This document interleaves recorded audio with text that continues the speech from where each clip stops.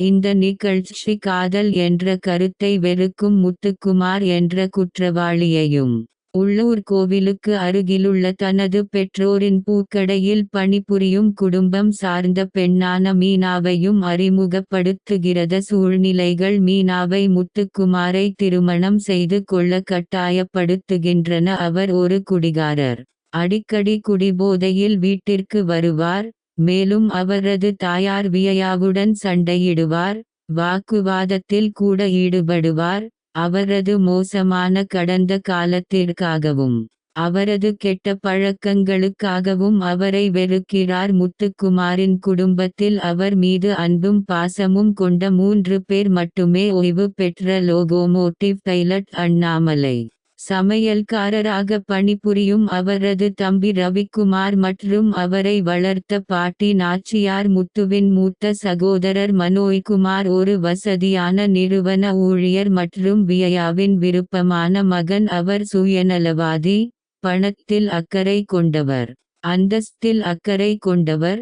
அண்ணாமலை மற்றும் முத்துக்குமார் இருவரையும் விரும்பவில்லை. மீனா மீது ஆசைப்படும் சுதாகர் என்ற கடன்காரனுடன் மீனா பிரச்சினைகளை எதிர்கொள்கிறாள். அதேபோல் மோசமான நிதி நிலைமையும் உள்ளது. முத்துவும் மீனாவும் அடிக்கடி சண்டையிடுகிறார்கள்.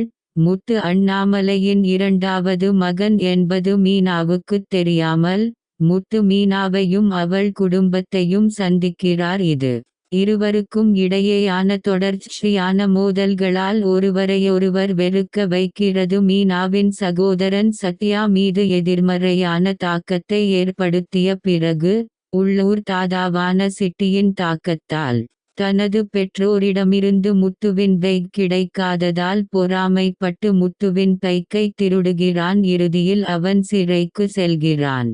ஆனால் மீனா கேட்டதற்கு பிறகு முத்து வழக்கை வாபஸ் பெற்ற பிறகு விடுவிக்கப்படுகிறான். பின்னர் சத்யா அவனது தந்தையிடம் கடுமையாக பேசுகிறான். அவனை திட்டி வெளியேற்றுகிறான். இதனால் அவன் மனச்சோர்வடைகிறான். அண்ணாமலை தனது வேலையின் கடைசி நாளில் ஓட்டி சென்ற ரயிலில் அடிபட்டு தற்கொலை செய்து கொள்கிறான். குற்ற உணர்ச்சியுடன் அண்ணாமலை அவர்களை சந்தித்து மீனாவை தனது மருமகளாக முடிவு செய்கிறான்.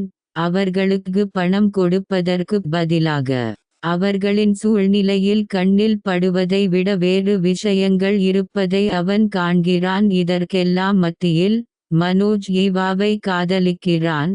அவளுக்கு அண்ணாமலையின் செட்டில்மெண்ட் பணத்தை விரும்புகிறாள். கனடாவுக்கு குடிபெயர விரும்புகிறாள் என்ற மறைமுக நோக்கங்கள் உள்ளன.